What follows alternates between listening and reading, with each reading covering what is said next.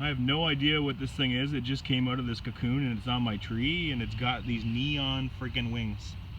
I've never seen anything before that's even close to that. Can anybody explain what this is? It's got some pretty cool looking eyes. I'm in southern Ontario, Canada. No idea what this thing is. What the heck is this thing?